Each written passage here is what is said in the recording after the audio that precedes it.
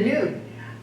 I'm Boris Brumfield. I'm the president of the Friends of the Gibson Museum, and you're here for a chat at the Gibson. We're here on Saturday, June 10th, 2023, and with us, this is a video presentation that's going to be done by Kathy Scavone, but also with us is our office manager for the 3 Lake County museums, and we're excited that Corey Jansen is here with us, as well as our videographer, who is going to be doing our editing and that type of thing. But this is one of the monthly chats that we'll do between now and November, that we'll have once a month, and we're excited to have Kathy with us. She's done a couple before, but primarily on native plants. And now we're going to get a chance to hear and ask questions about her. She's an author, a poetess, and a potter, and she is also a retired school teacher. So she's an educator as well. So we're excited to have Kathy Scavone here for our chats at the Gibson. Oh, thank you, Boris. That was a nice introduction. Thank you for coming. And yeah, my talk today was going to be primarily my pottery of place, because it's all about Lake County. And yes. I incorporate the manzanita wood you see on some of the lids of the pots, the Lake County diamonds in some of these little necklaces. Well, why don't I just go through and tell you all about the pottery of place. And I wanted to start with manzanita pottery, and going into the ethnobotany of it all. Manzanita is our California native plant, and the Spanish word manzanita means little apple. So it's got a little edible fruit, and it comes in the form of a small red berry. And many Native Americans then, in the old days, as do today, use the berries as a tea. Manzanita has beautiful, elongated, kind of elegant limbs, and they're graceful, and they can be wildly twisted or just smooth as an arm. And the scientists say that when it loses when it's curling up like a cinnamon stick, that bark is really serving a function to remove insects from the tree trunk. So that's these guys right here, the manzanita. I was going to pass everything around to the hordes who. Well, manzanita is really neat because it's a hot wood. So yes. if you're making a fire, you can start with manzanita, heat up the other woods that you have there. And Les Ballou used to make pipes, smoking pipes, out of manzanita. He gave Richard one that he had created, and they were like you said, it's an elegant wood, in addition to being hot. So it's an edible seed, the berry? Yeah, the berry, if you prepare it correctly. So the Native Americans I talk about in this book, Native Americans of Lake County, we had the Pomo, Miwok, Patwin, Wintu, and did I miss any?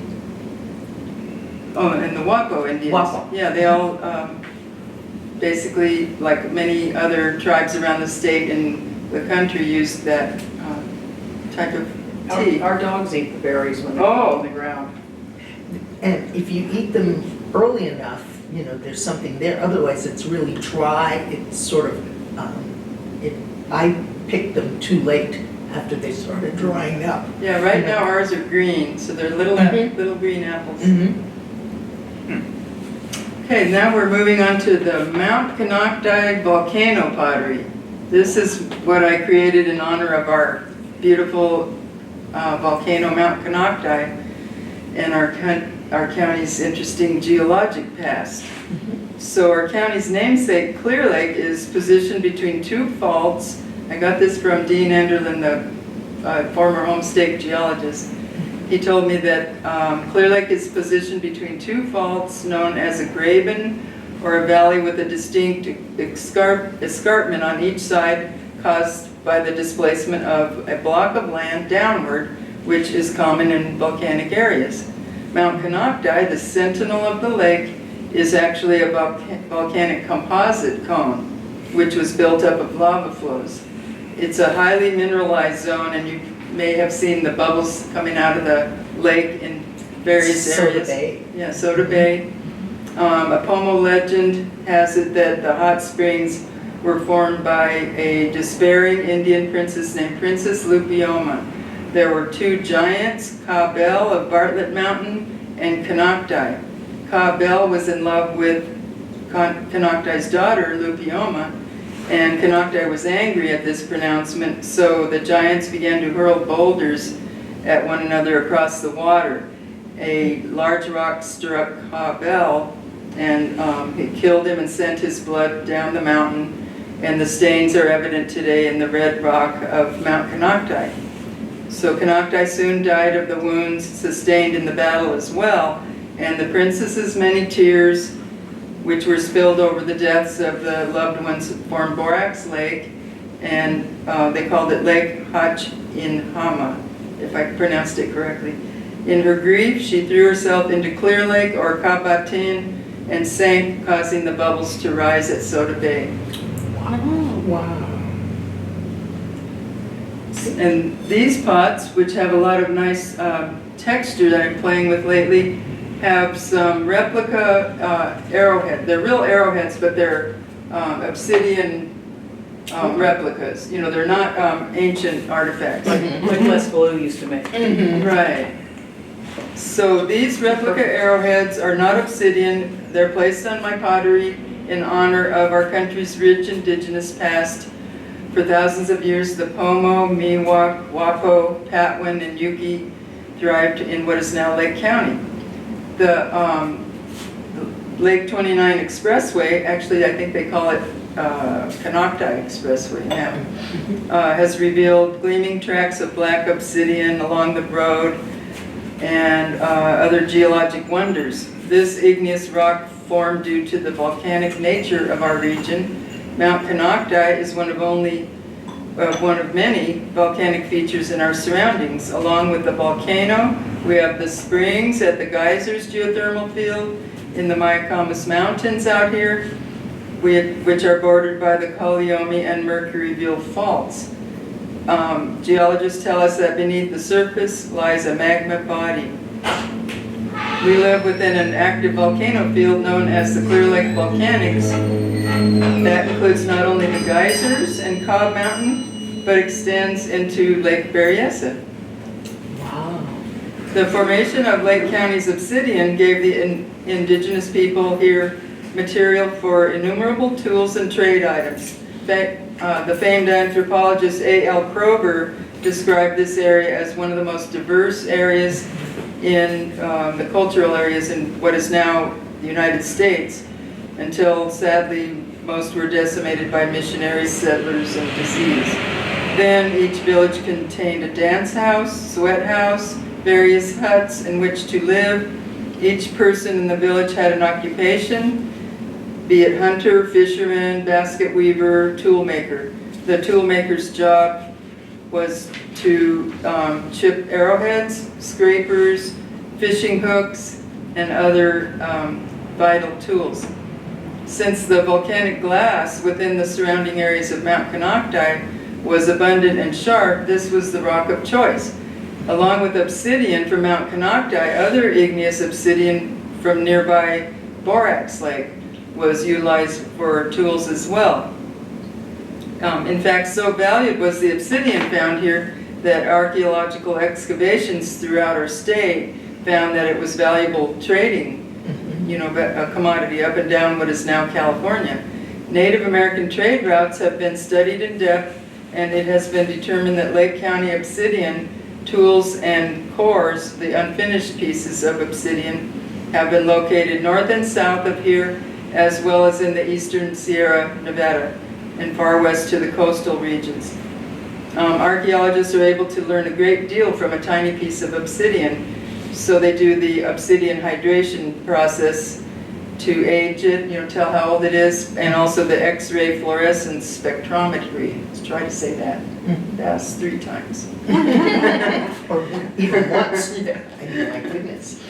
The studies of the rock's hydration bands can reveal both the age and type of obsidian along with its source.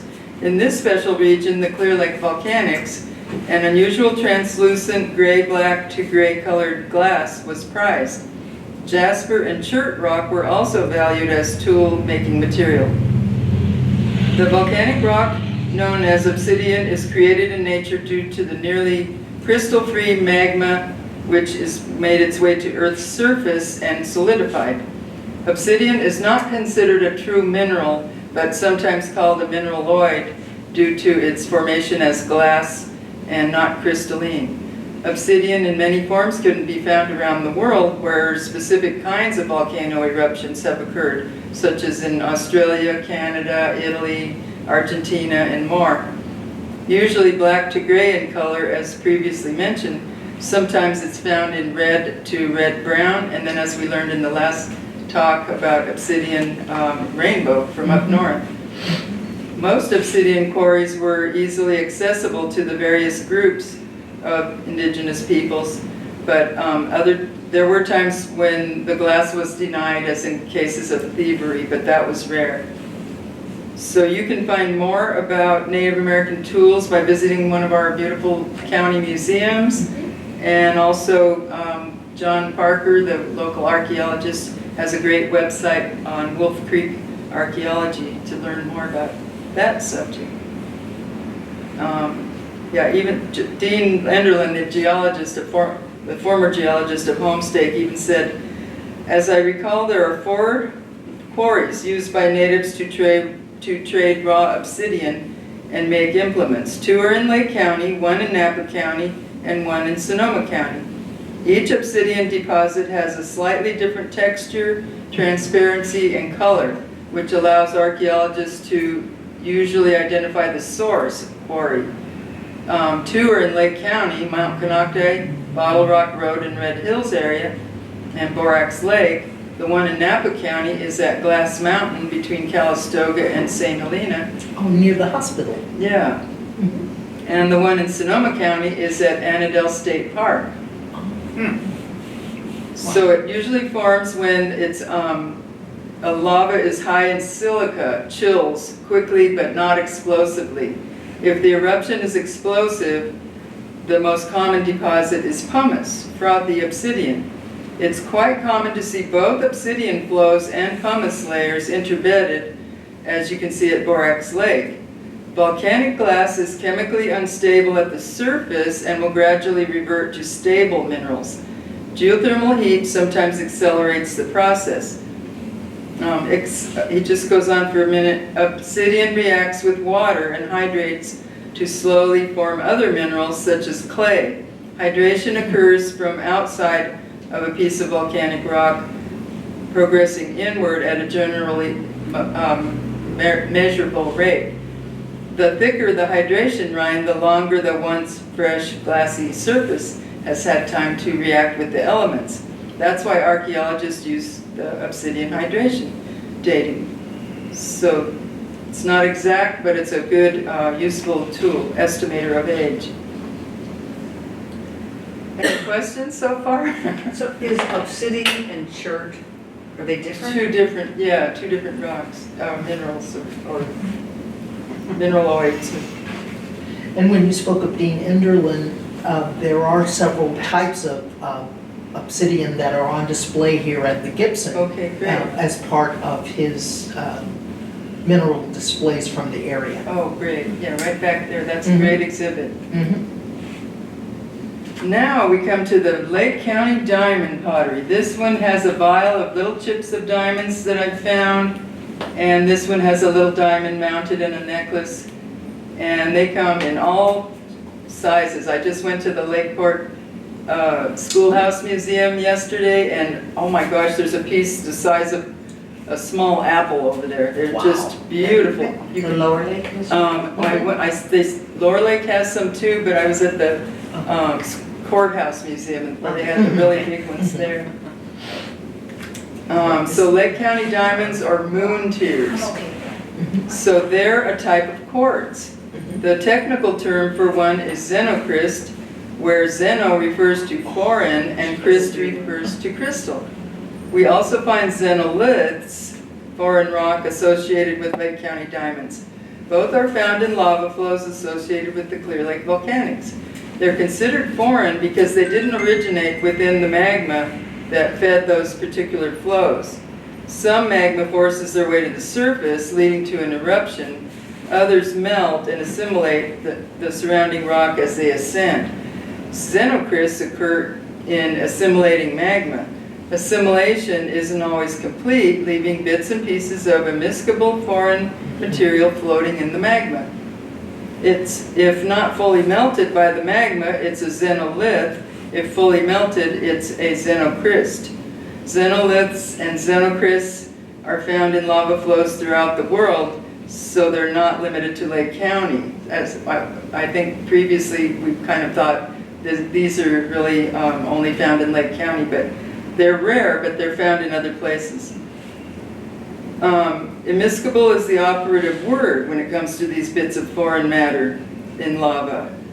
The components of quartz, when melted, don't tend to mix well with certain magmas. A good analogy is hot wax lava lamp. The wax moves around inside the lamp in a molten form, but it doesn't mix with the water around it. If one were to put a lava lamp in the freezer, not recommended, Dean Enderlin says, both the wax and the surrounding water would become solid. The frozen wax globules would then be sort of xenocryst within the ice. Wow. So the Lake County Museum said that the Lake County diamonds were called moon tears because they are supposed to be the tears the moon shed when she fell in love with a young Pomo chieftain, and her brother the sun made her go back into the sky.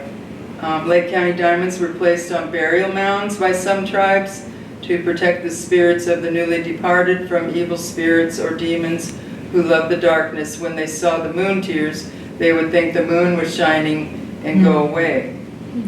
Lake County diamonds are semi-precious stones of volcanic origin. They have a 7.8 to 8 rating on the Mohs scale of hardness as compared to real diamonds, which are rated at a 10. Lake County diamonds have been used in commercially, industrially, and as we were mentioning earlier, the faceted into beautiful jewelry. Oh yeah, so they were found also at Six Sigma Winery, their diamond mine area. Perini Hill, Hidden Valley has some, so be sure to get permission to go on the land. Gwinoc Ranch has lots. Oh, Gwinoc Oh, they Ranch, do? okay. Oh. So let's see, what else? Perini Hill. Perini Oh, Road, yeah. yeah, that was, That was the ultimate place. But before they put the 6-foot tall fences, you could go through the walnut orchards, and then they planted the vineyard. So I don't know where you could find them there now. But we used to always take the kids there. It was fun, that was- especially right after it rained. Yeah, that's the best time. They seem to like the red. yeah, that The red red volcanic dirt. soil, yeah, that's it. They grow best there. Okay, then we have our Lake County wine themed pottery. This is a little plaque I made of grapes. It can hang. Wow. And then this pot, it has Very pretty. glass, which was a Lake County wine bottle glass. So Oh my goodness. somebody had to drink the wine and then break, Yeah. break the bottle and put it in the pottery. So I took this information about our Lake County wine themed pottery from an article I wrote for our little local paper, the Lake County Bloom. It was called Lower Lake Winery, the first of many since Prohibition. Today, Lake County is enjoying the praises of many as a premier grape growing region. There are dozens of award-winning wineries scattered around the hills and valleys, with 8 AVAs, American Viticultural Areas, or appellations located here, according to the Wine Institute. An AVA denotes landscape with either geographic or climatic characteristics that differentiate from surrounding grape growing regions. Some of Lake County's appellations include Red Hills, Kelsey, Bench, High Valley, Big Valley, Gwinnett, and more. It wasn't too long ago when there were just a mere handful of wineries in Lake County. Grape growers from the Napa Valley have long known about these great volcanic soils and the Mediterranean climate that make Lake County a fantastic choice for grapes of nearly all varietals to be grown here. They've been buying Lake County grapes for many years. One reason being that the Mayacamas range runs through both of our counties and is well known for the Cabernet Sauvignon producing terroir. Growing wine grapes in Lake County has a long history spanning 150 years or so, but my husband Tom was partners in Lower Lake Winery, the first winery in Lake County since Prohibition. Lower Lake Winery was located south of Lower Lake on Highway 29. Groundbreaking occurred in 1976 with the first crush of Cabernet Sauvignon taking place in 1977. Then during its operation, the winery garnered numerous awards. The Lake County Grape Growers Association pamphlet called Wine Country Publication made note in 1982 that this was the first winery in Lake County since Prohibition. It was mentioned in renowned wine writer Leon D. Adams' book, The Wines of America, the third edition for that distinctive fact. He said when it opened in 1977, it was the county's first new winery to start since the Prohibition era. Alhambra orthopedic surgeon Dr. Harry Sturmer and his wife Marjorie financed the building, its stainless steel tanks and oak barrels for their winemaker, son, and his wife, and Dan's sister and her husband Tom Scavone. In 1920, national prohibition ended Lake County the early winemaking, but that's when grapes were replaced by walnut and pear orchards here. In 1979, the winery was sold to Ploya's Winery, and I understand it's for sale again. To enjoy a walk-through time, visit Lake County's Lower Lake Schoolhouse, where the museum there, and it has a big display that has the sign that used to be on the highway there, and other wine artifacts, some bottles and information. So Lake County's thousands of acres and growing. You can find out more at the Wine Alliance or the Lake County Winery Association website. Let's see.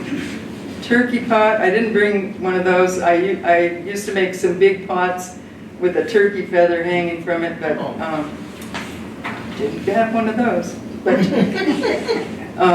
I did bring. So where do you get your turkey feathers? Well, they just kind of meander around the property and they molt. Oh, So- these are wild turkeys? Yeah, wild turkeys. Oh, okay. So if you really want to know, the wild turkeys were near extinction here in the 1930s.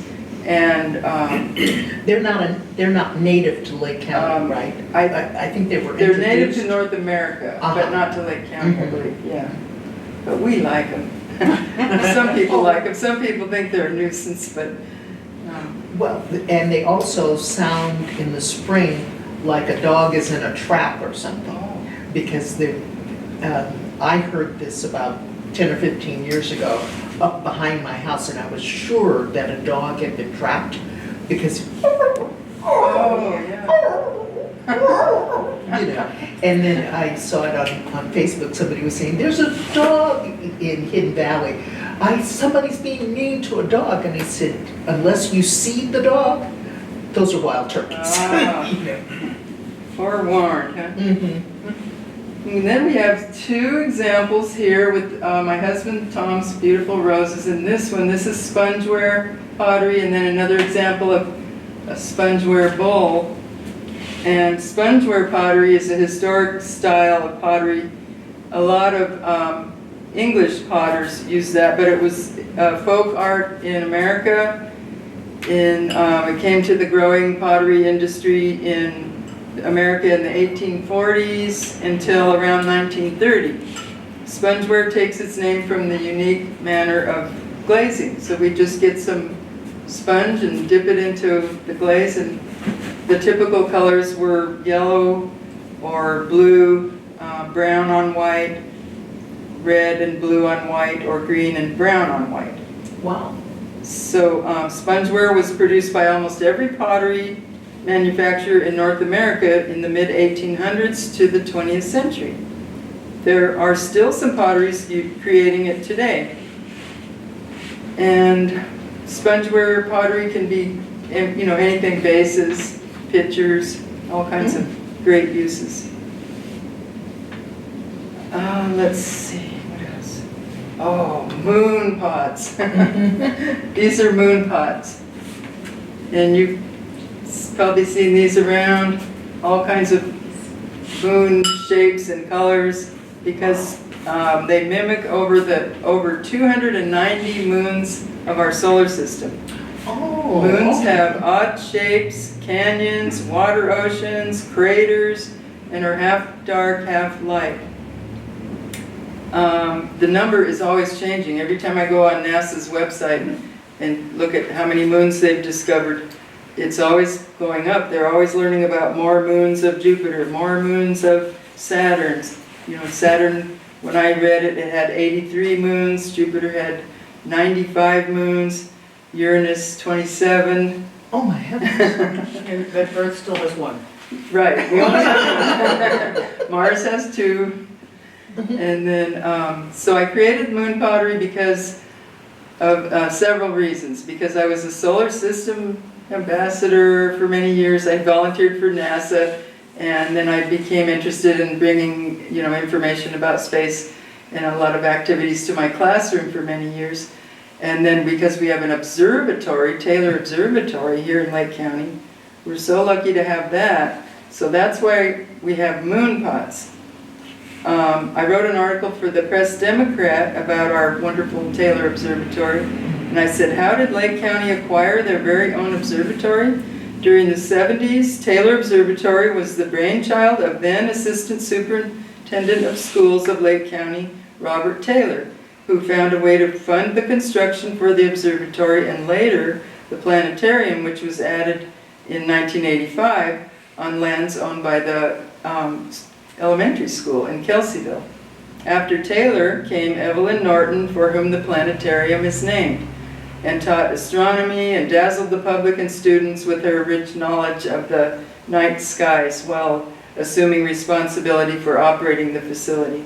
Norton retired in 2004, and then renovations ensued through fundraising through the Kelseyville Rotary, the Ukiah Astronomical Society, and the Lake County Amateur Astronomer Club. Today, the observatory has among its goals for those the Dark Sky Initiative. The Dark Sky Initiative works to protect our beautiful night skies from light pollution for future generations. In 2018, former county supervisor Jim Steele effectively introduced a Lake County board resolution to launch dark skies as an official Lake County policy. Steps have been taken county-wide due to the policy, such as the geothermal company, Calpine, making improvements in their lighting at the facility to comply with this. And the local Audubon Society has really endorsed it, our beautiful Redbud Audubon, and it's a great thing to support Taylor Observatory's Dark Sky Initiative. Yes. So I had fun talking about all these different Lake County themed pottery items, and I hope you enjoyed the talk as well. Thank you for coming. Thank Oh, you. wait, are you going to talk about your publications? Oh, my also? publications. Yes, She's my agent over here. I mentioned earlier that I have a book called Lake County, Native Americans of Lake County, and it talks about the people who lived here long ago, and many of whom still do reside here, and the books are available in all of our museums. These are my second edition Anderson Marsh State Historic Park books. Just came out, and it's updated and expanded. Tells about you know, the history, the prehistory, flora and fauna. There's just so much at Anderson Marsh. You know, the native people, the Pomos, were there for, they say, over 14,000 years, and there's been a lot of archaeology digs that have occurred there to prove this. There's the historic element with the, you know, the historic house, the Anderson House, built in pre-Civil War era, part of it. So, So Anderson Marsh was with the Khoi Nation, right? I mean, Right. it's- so this is, got some nice updated pictures, and you can't put it down. And that would be wonderful for people who do Airbnbs and Yes. things My like that. agent is, thank you.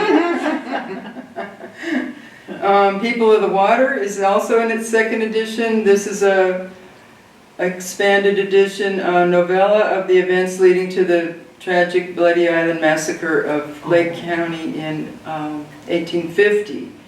But it's told, John Parker helped me, the archaeologist and historian of Lake County. I mean, he's not the official, but everybody goes to him, but he knows his stuff. But he talked about, you know, that this, you can could tell by the information in the back, my bibliography, that all the research I did, it's very accurate to just depict the lifestyles of the people before European contact, you know, all the beautiful ways they gathered and hunted and all that. And then it goes into the, you know, the reasons for why there aren't that many today. And, you know, I told it in a tasteful but truthful manner. So children can read it, or adults, you know, everyone can learn something from this. So it's important to keep our history alive. And if people aren't going to the museums to pick up their copy, do you have a website? Oh, I do have a website, KathleenScavone.com, and yeah, the books are at the museums, at Hardester's, at Twin Pine Casino, lots of different stores around, so. Very good. This has been wonderful. Thank you. Oh, Thank Thank you. you. Very good. And then next month's chat is going to be Lisa Kaplan, and she's going to talk about Native art, and she's had displays at the Middletown Art Center, as well as working with Native artists, that she's done extensive work with them on baskets and other things. Millie, do we have confirmed who else is going to be on the panel with her as yet? No, she hasn't. Oh, okay. Well, thank you, Kathleen. You're This has been welcome. magnificent. You're more than welcome. Thank you Yes. very much. Thank you. Thank you. All right, and thank you. We hope to see you next month.